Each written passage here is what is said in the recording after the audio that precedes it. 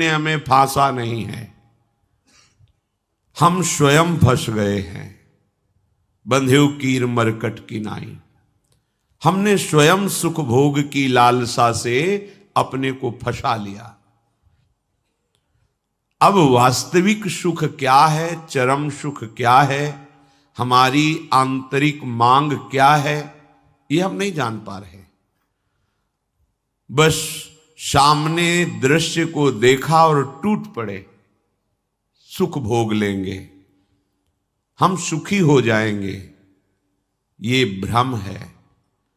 तुम किसी प्रकृति जनित रचना से कभी सुखी नहीं हो सकते, क्योंकि तुम परमात्मा अंश हो, तुम अपने अंशी की खोज कर रहे हो।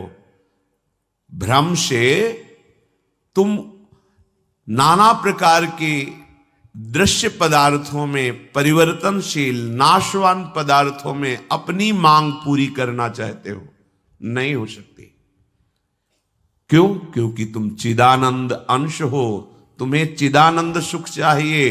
ये प्राकृतिक सुख अनेक जन्मों से भोगते चले आए, अगर कहीं इसमें हमारा विश्राम होता तो आज तक हम सुखी हो जाते। भगवत कृपा से संत समागम प्राप्त होता है, पर कैसी मलिनता बुद्धि की है कि संत समागम में जाकर के हम यही जानना चाहते हैं कि वो उपाय बताओ जिससे हमें मांगे हुए भोग प्राप्त हों। भोग भोगने वाला शरीर जो निश्चित नष्ट हो जाएगा, वो नष्ट ना होने पावे। संसार में माना हुआ सुख हमें भरपूर प्राप्त हो। भ्रम मत रखना। अगर संतों की इसमें आस्था होती तो संत काहे को ही बनते। जिनमें उनकी आस्था नहीं है वो तुम्हें कैसे दे सकते हैं। एक अंधा कुएं में गिरने जा रहा हो तो कोई नेत्र वाला उसको कैसे ढकेल सकता है, कैसे जाने दे सकता है। ऐसे ही हम ज्ञान नेत्रों से अंधे हैं, इसलिए हम इस भवकूप में नाना प्रकार के सुख की लालसा से कूदने जा रहे हैं या कूद चुके हैं।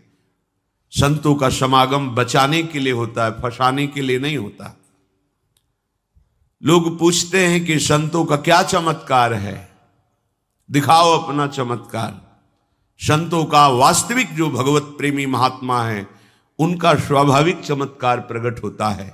उनके दर्शन से, उनके संभाषण से, उनके सानिध्य से विकारों का नाश और भगवत चरणारविंद की प्रीति, विषयी मन का निर्मल हो जाना, भोगों की तरफ आकर्षित चित्त वृत्ति का भगवदाकार हो जाना, ये संतों का चमत्कार है।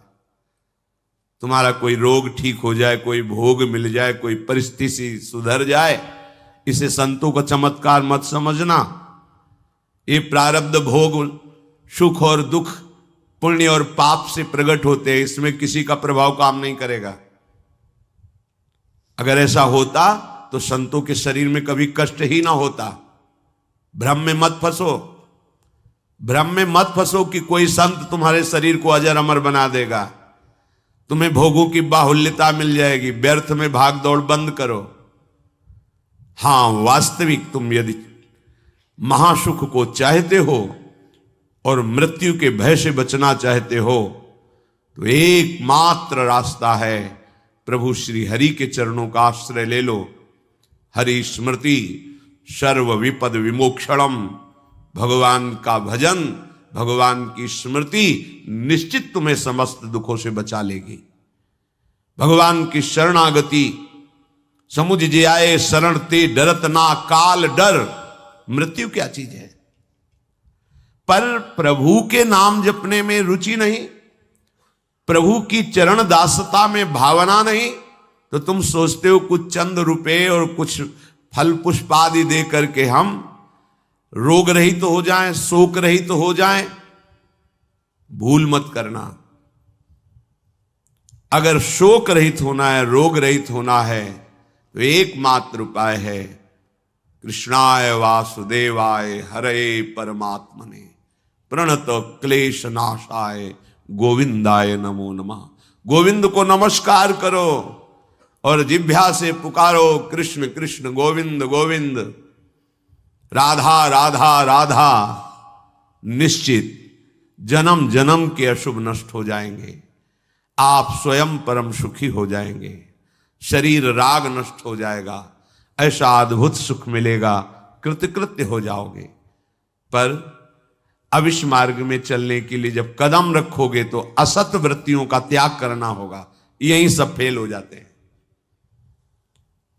वो ऐसा शॉर्टकट ढूंढते हैं कि कुछ हम कमाए हुए पापाचरण से चंद रुपए आपको दे दें, आप हमें संभाल लेना, भूल मत करना। कभी ऐसा नहीं हो सकता। नाली के पानी से हाथ धोने से कभी हाथ पवित्र और निर्मल नहीं होते। ऐसे मलिन आचरण करके कमाए हुए धन से कभी तुम्हें पवित्रता प्राप्त नहीं हो सकती।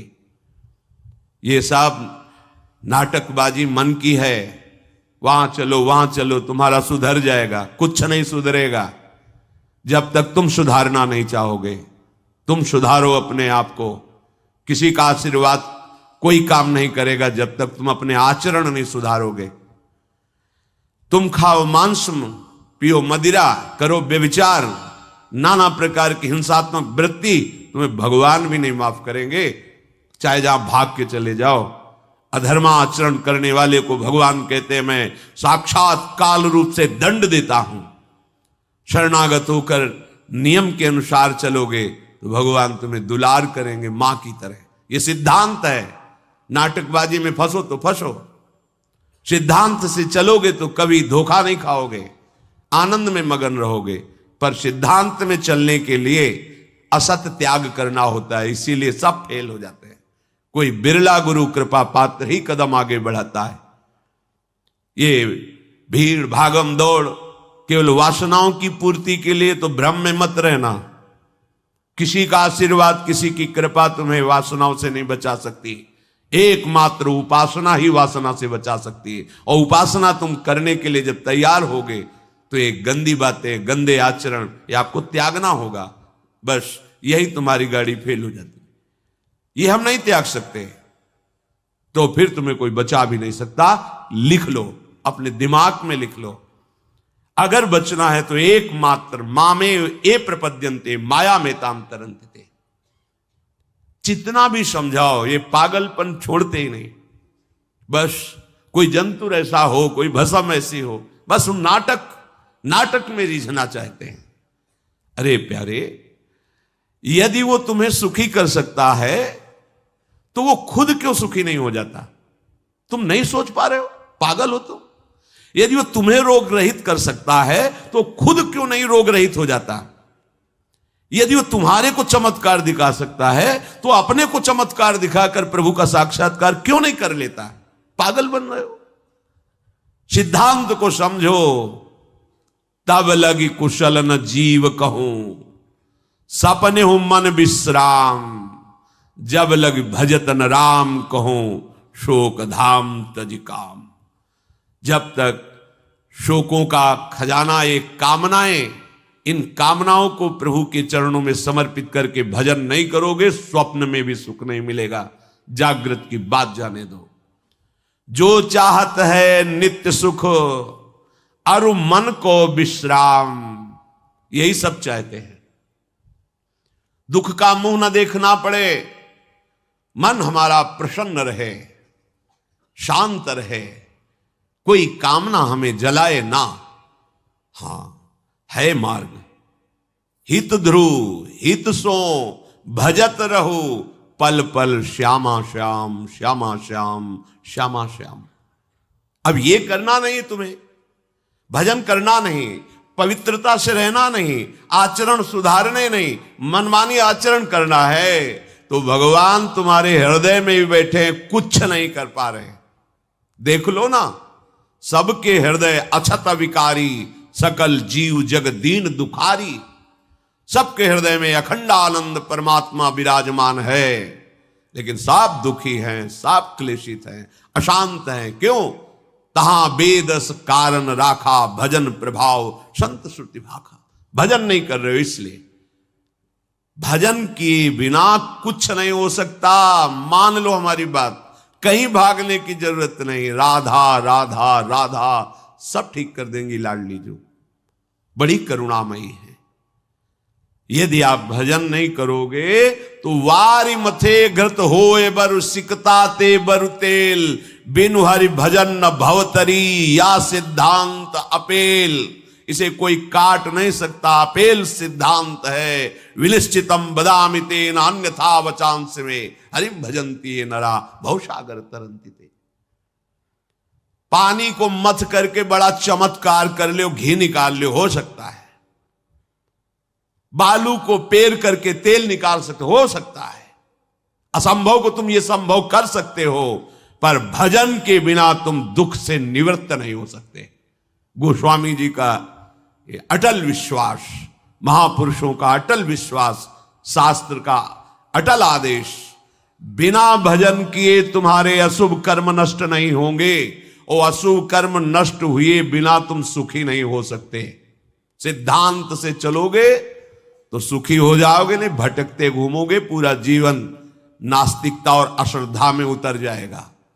सिद्धांत से चलोगे तो कृतकृत्यता का अनुभव होने लगेगा, और नाच नाच कर कहोगे वाह, संत समागम का क्या फल होता है, ये मैं पा गया। पायो जी पायो मैंने, राम रतन धन पायो। मारा घूम रहा है जीव, कोई औषधि मिल जाए, कोई भस्म मिल जाए, कोई जंतुर बांध दे, कोई आशीर्वाद दे दे। अरे पागल हो, तुम्हारे कर्म ही तुम्हें दंड देंगे, तुम्हारे कर्म ही तुम्हें सुखी करेंगे। हां, हम कैसे अपने कर्मों को सुधारें, यह है संत समागम। आप अपने द्वारा अपना उद्धार कीजिए, कोई तुम्हारा उद्धार नहीं कर सकता। उद्धार की युक्तियां, उद्धार का मार्ग, उद्धार के सिद्धांत और सहयोग ये संतों से प्राप्त होता है। आशीर्वाद से उद्धार नहीं होता, आशीर्वाद से सुख दुख की निवृत्ति नहीं होती, वो ज्ञान से होती है। उसके लिए आपको भजन करना पड़ेगा, सत्य आचरण में चलना होगा, दुख को सहना होगा, सुख को दबाना होगा, उसमें अभिमान करके फूलना नहीं होगा। तब आप उस महासुख में पहुंचोगे जिसे चरम अवस्था का सुख कहते हैं। संत समागम दुर्लभ इसी बात के लिए है। इसका मतलब ये नहीं छूछा करके तुम्हारे दुखों का नाश हो जाएगा। भाग लो, पूरे ब्रह्मांड में जाओ, अगर कहीं सुखी हो जाना तो बताना हमें आके। समझना ही नहीं चाहते। भगवान कृपा करके बोल रहे हैं, औरों की तो बात क्या है, अब समझ लो। श्री भगवान कह रहे हैं, इदम तुते गृहतमं प्रवक्ष्याम्यनसूयवे,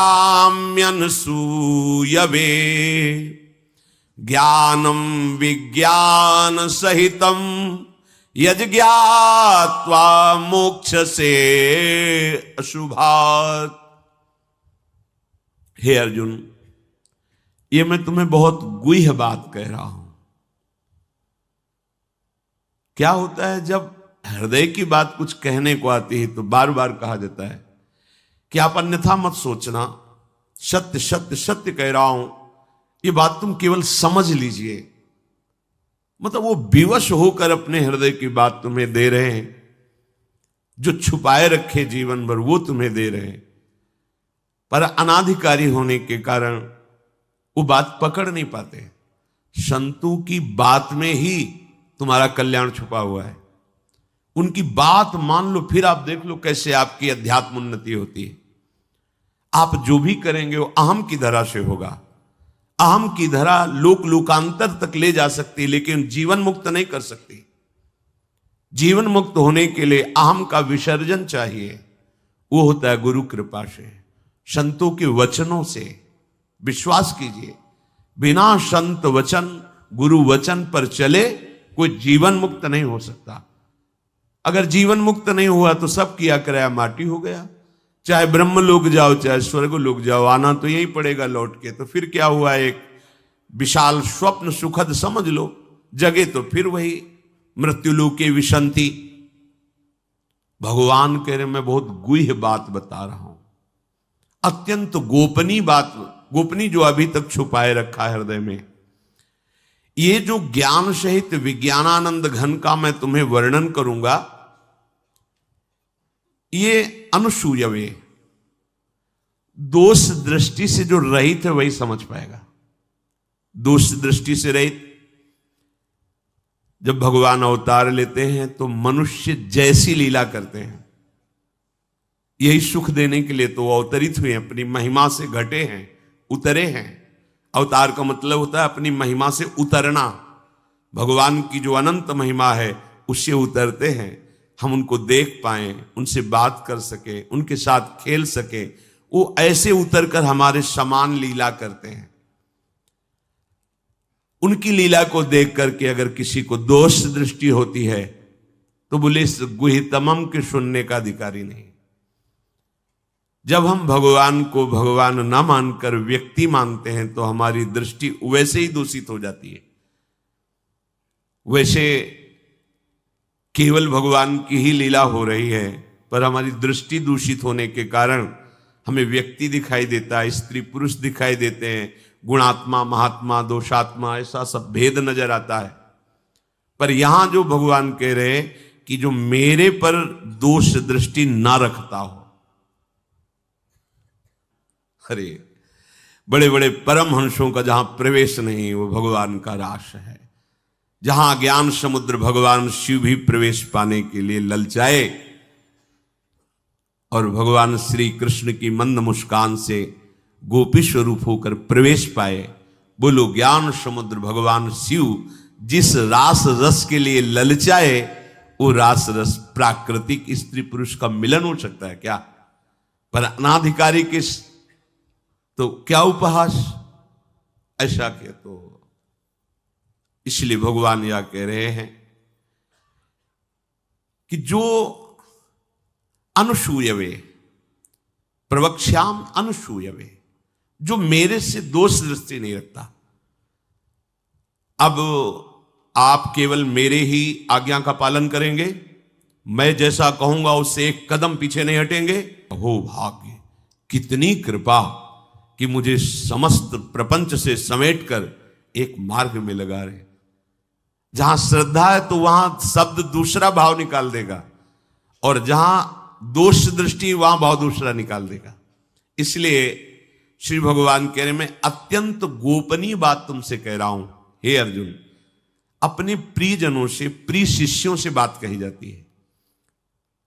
तब तक गीता जी का श्री भगवान ने उपदेश अर्जुन जी को नहीं दिया जब तक मित्र भाव रहा, नहीं दिया। सारथी पद पे बैठे हैं, आज्ञा की दोनों के बीच में रथ, इधर सेना कौरवों की पांडवों के बीच में, भगवान बीच में खड़ा कर दिया।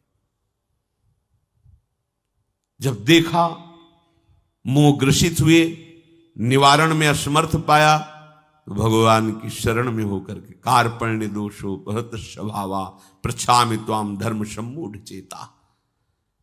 हे प्रभु, अब मेरे में सामर्थ्य नहीं रहेगी कि मैं निर्णय कर सकूं कि मेरे लिए श्रेय क्या है, परम कल्याण क्या है, ये आप जानते हैं। प्रभु कुछ नहीं बोले, तो बोले शिष्यस्तेहम साधिमाम त्वाम प्रपन्नम, मैं आपका शिष्यत्व स्वीकार करता हूं। हे जगत गुरु श्री कृष्ण उतरे साष्टांग दंडवत हुए और कहा मैं आपका शिष्य हूं, और ऐसा शिष्य हूं जो पूरा समर्पण किए, प्रपन्नम, मन वचन कर्म से आपको समर्पित हूं। तब गीता जी का प्रादुर्भाव भगवान के श्रीमुख से हुआ। जो प्रिय जन होते हैं, समर्पित जन होते हैं, उनको हृदय की बात बताई जाती है, क्योंकि वो उसमें दोष दृष्टि नहीं करेंगे। अगर प्रियता और समर्पण नहीं है, देखो ना, कह रहे मेरे को प्रणाम करो, मेरे को ही पूजा दो, मेरी आज्ञा में रहो, मेरे मन वाले बनो। हे अर्जुन, तुम उस परमात्मा को ऐसा समझो कि उस सारे जगत को जैसे बर्फ में जल ही जल है ऐसे व्याप्त करके विराजमान उस परमात्मा को, उसी के आगे ये बोल रहे हैं। देखो अब हम गुह्यतम बात कर रहे हैं, उस परमात्मा को नहीं, मुझ श्री कृष्ण को। मेरे में मन लगा, मेरे को प्रणाम कर, मेरे को नमस्कार। ये महापुरुष जन रास्ता देते हैं। अब तुम्हारी कहां श्रद्धा टिकती, वो ये देखते हैं तुम्हारे लिए कोई आश्रय है, अभी तुम्हारी खोज अभी पूर्ण हुई कि अभी खोज बकाया है, खोजो तो खोज लो, नहीं तो वहीं पकड़ के बैठ जाए कि अब बने तो रघुवर ते बने, बिगड़े तो भरपूर। अब बनेगी तो आपसे बनेगी, बिगड़ेगी तो आपसे बिगड़ेगी, अब हमारा कोई आश्रय नहीं। ये अत्यंत गोपनीय बात हर एक के सामने नहीं कही जा सकती, क्योंकि इसमें भगवान अपनी खुद बात महिमा का वर्णन कर रहे हैं। अब जैसे कोई बहुत हार थक के अब क्या करें, तो अब मान लो बात हमारी आंखों के सामने रहो, जो जूठन मिले खाओ, जैसा कहें वैसे करो। अगर अध्यात्म की भूमिका न जागृत हो जाए तो कहना। गुरुजनों की बात किसी से प्रमाणित करने की आवश्यकता नहीं होती। आपको गुरुजी ने क्या कहा, क्यों, आप कौन हो, हमारे बाबा गुरु हो क्या, क्यों आपको बताएं? हमारी और हमारे गुरुजी की बात हो गई, तुमको क्यों बताएं क्या गुरुजी ने कहा? तुम हमारे निर्णायक हो क्या? चलो दोबारा नहीं मिलेगा। पर बैठाल के वो आज प्रवचन में ये कह रहे थे, समझो। अब वो जो समझाएगा वो तुम समझ जाओगे, जो गुरु समझा रहे थे वो समझ में नहीं आएगा। इसलिए भगवान करें अत्यंत गोपनीय बात है। जब तक हमारा ये मन समाधान नहीं पाता तब तक भटकना पड़ता है। कहीं एक जगह पकड़ लो, ये जो अनेक जगह भटकना है बंद करो, एक जगह पकड़ लो, एक विश्वास रख लो, एक नाम जो गुरु ने दिया, एक मंत्र दिया है, अविद्या का नाश हो जाएगा, माया परास्त हो जाएगी। पर समझ नहीं पा, दुकानें लगी हुई हैं, 4-6 दुकान घूम लेते हैं, चलो घूम लो, पर कहीं एक दुकान तो बांध लो कि हमें सारा माल यहीं से लेना है, तो तुम्हें छूट मिलने लगेगी। एक व्यवहार, हजारों की लाइन लगी, लेकिन आने दो, ये पर्सनल ग्राहक है, आने दो। ऐसे ही मेरे ईश्वर की दुकान में है सबका जीवन खाता। परिचय तो बना लो भगवान से, निहाल हो जाओगे। भटकना, हम जब ये बातें सुनते हैं ना तब लगता है कितनी हंसी की बात। जितनी देर तुम अमुक जगह जाकर के झाड़ फूक करवा कर उतनी देर राधा राधा जपो, बिल्कुल ठीक हो जाएगा, सब ठीक हो जाएगा। क्योंकि कोई भी जो हमें क्लेश देने के लिए आया है, कर्म है हमारा। चाहे भूत हो, प्रेत हो, चांडाल हो, रोग हो, दुख हो, विपत्ति हो, ये सब हमारा कर्म है। और उस अशुभ कर्म का नाश करने के लिए भगवान नाम जय घोष कर रहा है।